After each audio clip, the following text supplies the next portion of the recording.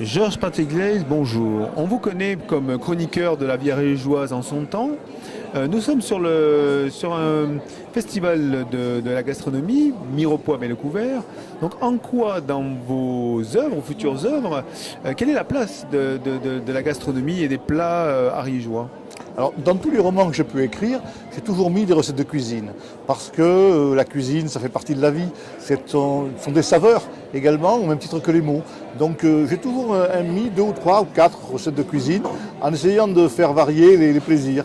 Bon, par exemple, tenez, dans le prochain roman, qui paraîtra au mois d'avril, je donne la recette d'un gratin de rousillous.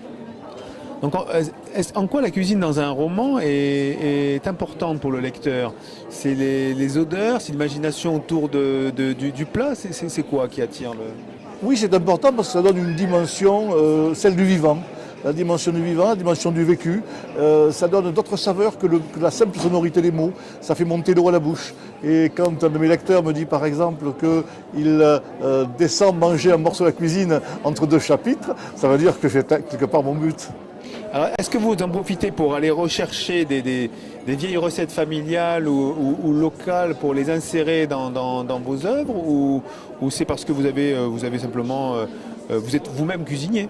Alors j'aime cuisiner un petit peu, j'aime beaucoup aller au restaurant, je suis assez gourmand et j'utilise beaucoup aussi des recettes de famille, notamment celle de ma grand-mère qui était une excellente cuisinière et sachant qu'un homme ça se tient aussi par le ventre.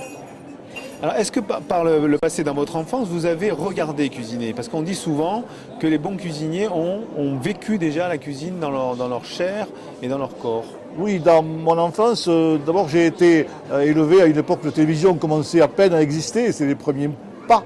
Et les émissions de télévision, c'était Raymond Oliver, Catherine Langer, c'était en noir et blanc bien sûr, mais ça avait toute une magie pour l'enfant que j'étais, et ça donnait déjà envie de manger et de goûter également, pas seulement de se remplir le ventre, mais de déguster. Hein.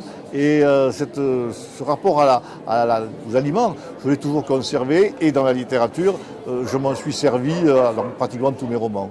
Donc la prochaine fois, salon du livre, c'est où? Alors je suis au salon de Brive les 5, 6 et 7 novembre. Brive c'est un temple de la gastronomie bien connu.